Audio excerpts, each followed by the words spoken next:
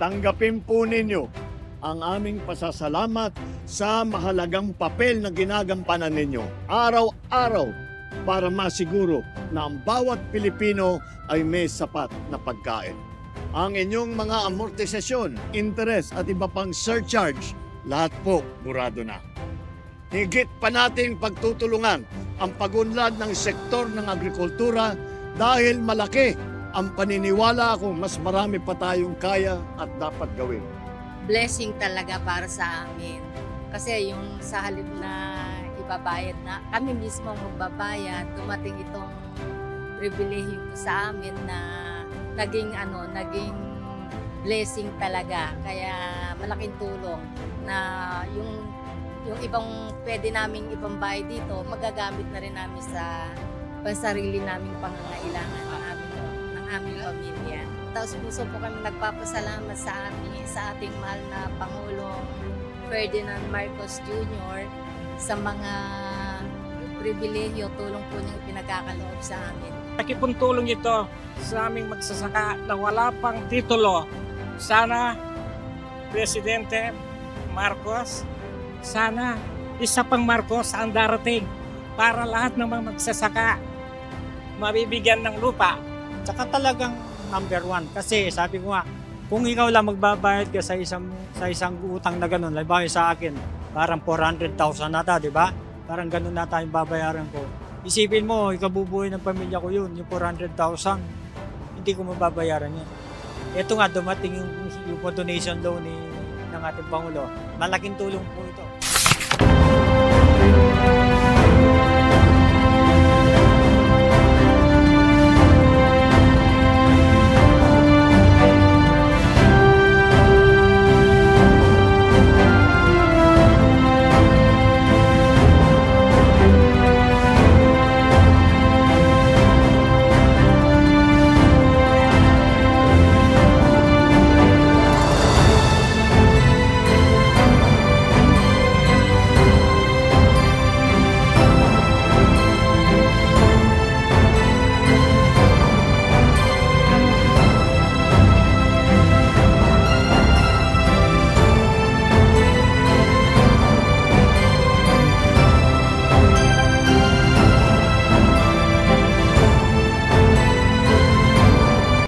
This inauguration of the St. B. Giga factory is a remarkable example of what happens when our national agenda of promoting clean energy intersects with a solid commitment from the private sector. It sends this message to the world. The Philippines is now ready to innovate, to lead, to become the go-to destination for high-tech, high-impact investments. As the first manufacturing plant in the Philippines for advanced iron phosphate batteries, often used in renewable energy and electrical vehicles, the St. B. Gigafactory sets the stage for the Philippines to become a player in clean storage and in clean energy storage in our part of the world, in Southeast Asia, in our region. Looking towards the future, when this factory reaches full capacity, it's expected to channel 5 billion pesos into the economy annually. It will create 2,500 jobs for Filipinos. This facility runs in tandem with the Philippines' renewable energy landscape as we transition our country to renewable energy. Your products could help entice more investors in renewable energy facilities in the country. The upstream and the downstream businesses that will come from this are just going to be tremendous. To the entire team behind the St. B. Gigafactory, thank you for taking this leap of faith with us. You have established a foundation for a cleaner, greener, and more prosperous Bagong Pilipinas.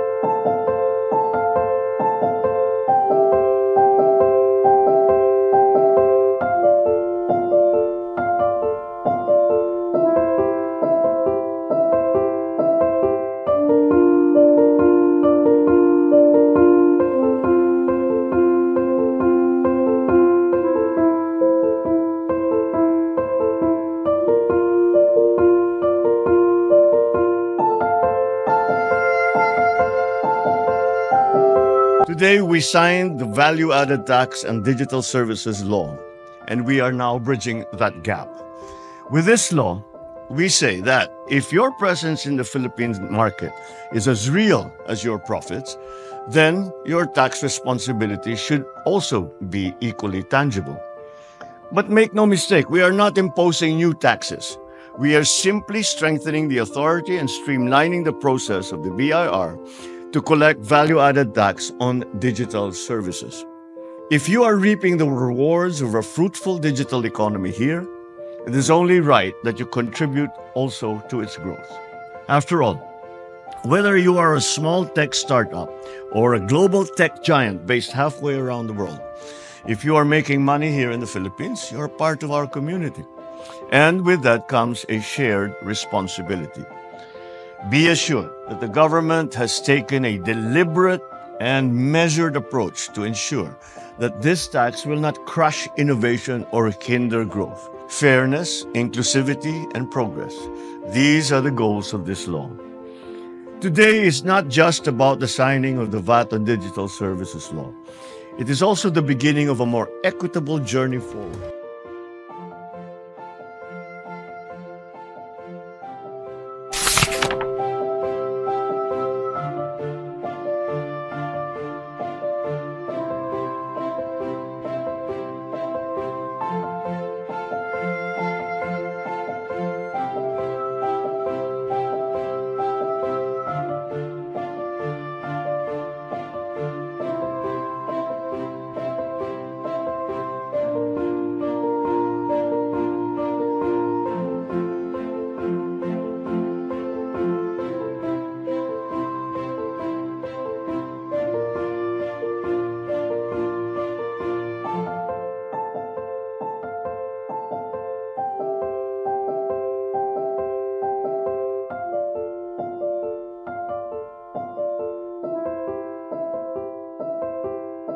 Natutuwa naman po ako at sa wakas ay nakasama ko na sa Love for All ang aking First Lady.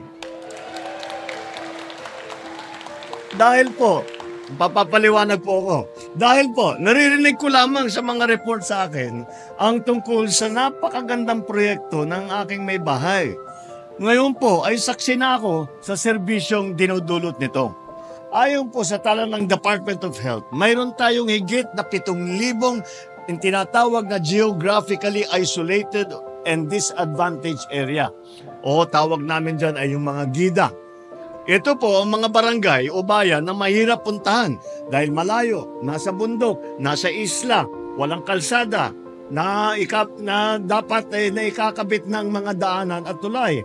Kaya po, ang mga proyekto tulad nitong Love for All ay isang napakalaking tulong para sa ating mga kababayan. Layunin nito ang makapaghatid ng maaasahang serbisyo medikal para sa lahat, lalong-lalo na sa mga pinaka-nangangailangan tulad ng ating mga senior citizen, ang may PWD, mga buntis, at may mga iniindang karamdaman. Mula sa simula ng proyektong ito, Mayo ng nakaraang taon, nakarating na po ito sa 35 lokasyon mula sa Luzon, Visayas hanggang pong Mindanao. Sinisiguro namin na marami pang mga komunidad sa bawat syudad at probinsya ang mabibisita ng Love for All. Kung saan merong Pilipinong nangangailangan, pagsusumikapan natin na inyong pamahalaan ay maabutan ng serbisyong ito. Kasabay po nito, nagpapamahagi rin tayo ng mga mobile primary care facility sa tulong ng mga lokal na pamahalaan. Layo naming bigyan lahat ng probinsya at syudad sa Metro Manila, yan na nga, yung mobile PCF. Gayunpaman, mas marami po tayong magagawa kung tayo ay sama-sama. Kaya nais ko ring ipahayag ang aking taus-pusong pasasalamat sa ating mga kaibigan at kaagapay mula sa pribadong sektor, gaya ng Metrobank Foundation, ang Toyota Foundation. Maraming salamat sa tulong ninyo. Sila po ang namahagi at nag-donate ng 3 mobile van na may kumpletong pasilidad kasama ang top-of-the-line X-ray at ultrasound machine, portable urine analyzer, glucose and cholesterol monitor, at ilang pang kagamitang medikal na ipapamahagi natin sa mga lokal na pamahalaan ng Pasig, Tacloban, Santa Catalina, sa Ilocos Sur ngayong araw na ito. Kaya po, hinihikayat ko kayong lahat, alagaan natin ang ating mga sarili. Samantalahin po natin ang mga proyektong tulad nito at ang mga serbisyo sa mga health center upang masubaybayan natin ang ating kalusugan. Tandaan po natin, ang pinakamatibay na yaman ay hindi ang laman ng ating bulsa, kundi ang tibay ng ating pangangatawan, ang sigla ng ating pag-iisip, ang pagiging malusog ang ating puso.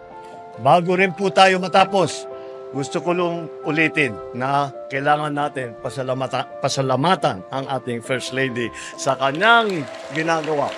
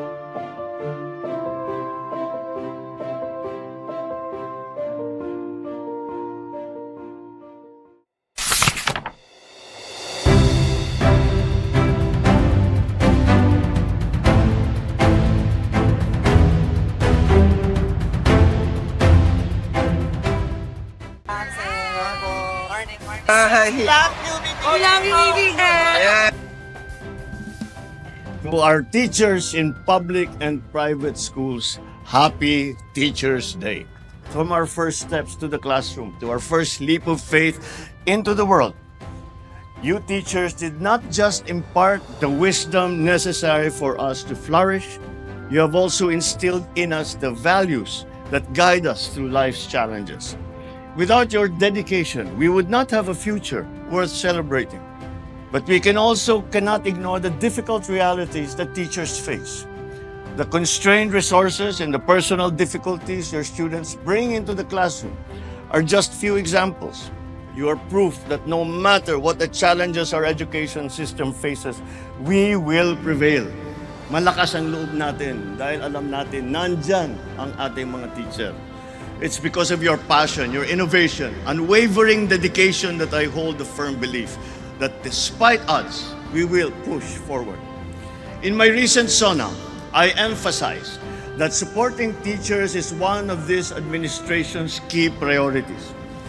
This year, I signed implementing rules and regulations for Executive Order number 174 to bring more opportunities for your career advancement and professional development.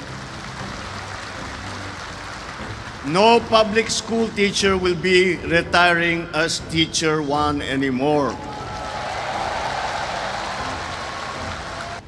On the other hand, we signed the Kabalikat sa Pagtuturo Act, which allots a tax-free teaching allowance of 5,000 pesos this year for the purchase of supplies and materials for your teaching. This will increase to 10,000 pesos in the next school year.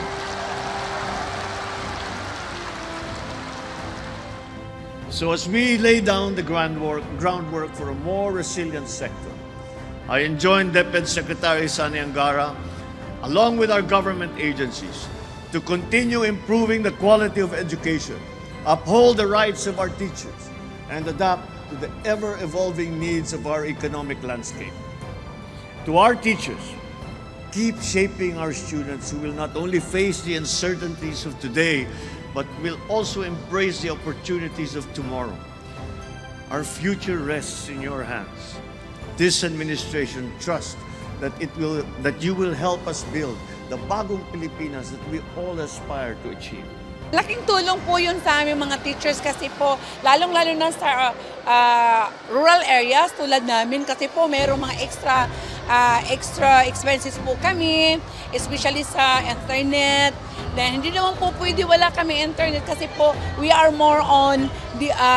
teaching more on digital para ma-uplift yung learning sa bata. Nagpapasalamat talaga kami kay Pangulong Bongbong Marcos, not only sa increase ng salary namin at sa lahat na rin ng kanyang mga benefits na binigay sa amin po.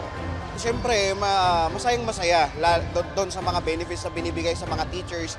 And then very thankful kami sa pamahalaan ngayon kasi binibigyan nila ng tugon yung mga hinaing ng ating mga teachers, lalo na sa mga pagre-retire ng mga teachers natin na tumatanda na nagre-retire ng Teacher 1. So at least ngayon, meron na tayong tinatawag na increment increase para at least kahit papano, tumataas pa rin yung mga antas ng mga salary ng ating mga minamahal na ating mga guro. Sa ating pinakamamahal na Presidente, Bongbong Marcos, ay maraming salamat sa pagpuso mo sa mga hinaing ng ating mga minamahal na guro.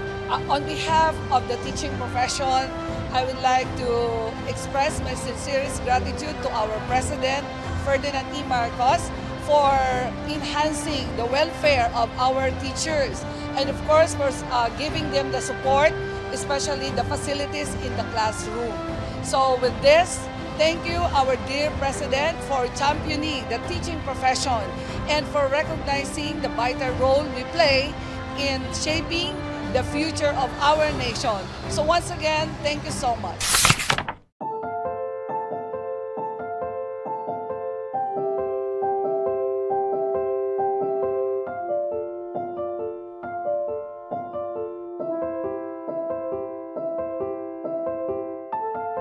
Kakaiba kasi ito yung sa Pamilya School rito sa Batanes. Ito yung pinakamalakas talaga. As in talagang malakas eh. Compare mo sa Typhoon Kiko sa Ferdy.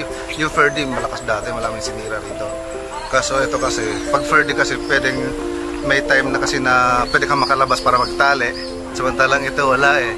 Kasi tuloy-tuloy na malakas. Tapos tinamaan pa kami ng parang mata niya kasi around 10 minutes yung pagitan. Tapos biglang lumakas ulit. Then yung hangin kahit saan angulo nagagaling kaya ganun sin talaga. Pero ito kasi nawasak na sobrang ano na rin, marami nang pinagdaan ng bagyo na kumbaga niyog-yog ng mga malalakas tapos dito na bumigay. After nung typhoon kinahapon na nagpaano ng reef from food pack, so may kinuha kami sa barangay na food pack naman dito naman sa Batanes kasi sanay naman kami sa yung sa bagyo, part ng ano namin to, living namin yung bagyo, kumbaga kasama na sa daily routine namin yung bagyo. So kaya yun, kami naman kasi hindi naman kami as in sa food bank lang naman umaasa. Pero masaya kami kasi kahit paano merong tulong lagi ang government natin na nakahanda tumulong. Masaya kahit paano kasi na yun nga lang kasi nabisita kami doon yung bagyo nga lang. Pero masaya kasi nabigyan kami ng natutuwa, parang nabigyan kami ng atensyon. Press Bongbong, maraming salamat kasi nabigyan nyo kami ng tulong. Dito naman sa Batas kasi every time na talagang laging may tulong ang government. Yun ang pasalamat namin. Hindi kami nakakalimutan. So maraming salamat and pasalamat din sa pagbisita sa amin.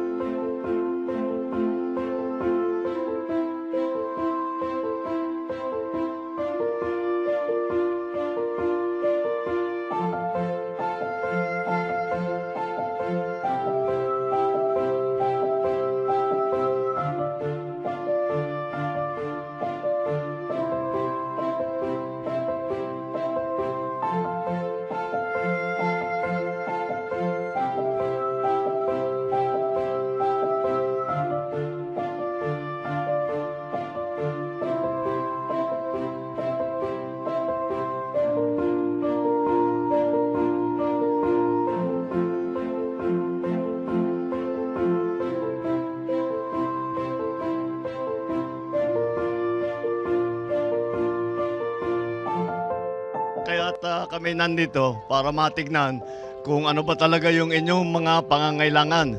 At mabuti na lang at bago dumating yung bagyo ay nakapagdala na kami ng libo-libo na food pack. Kaya nung pagdaan ng bagyo, nakapag-distribute ka agad. Ngayon, ang susunod, second round na. Yes, sir. Second round na ng food pack. Pagkatapos ng food pack, yung iba-ibang pangangailangan ng mga ibang pamilya, bawat bahay, kaya kailangan magbigay na kami ng cash. So, magre-release na tayo ng tigta 10,000. Tigta 10,000 bawat household. Dinagdagan ng Speaker of the House ng 15 million ang release para sa tulong. Ang Office of the President naman magre-release kami ng 25 million para sa inyo. Ang susunod na kailangan namin gawin ay yung pagkatapos nito, yung sa pag-rebuilding. Dahil nakita ko yung nasira, yung mga ibang bahay, talaga lalo na yung mga kahoy, yung mga talaga natangay lahat. So yun ang susunod namin gawin. Pero hanggat may kailangan, sabihan nyo lang kami. Kung ano pa yung pangangailangan ninyo, patuloy naman ang aming pagdala, magdadala pa.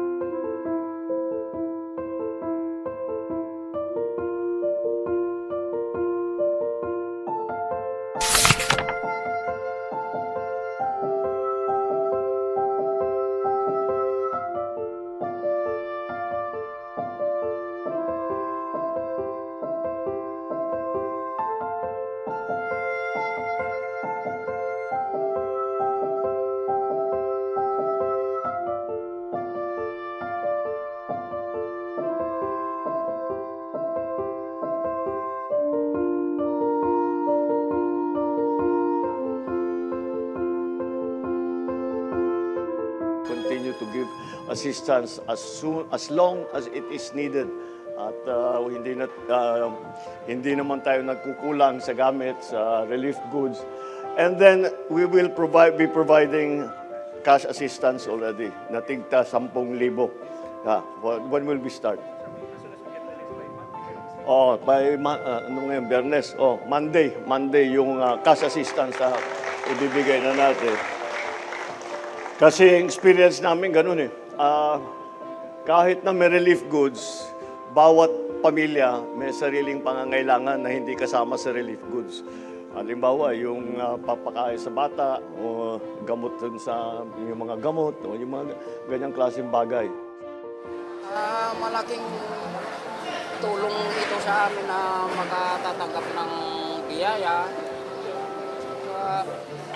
Magpasalamat ko sa Presidente kasi maraming matutulungan.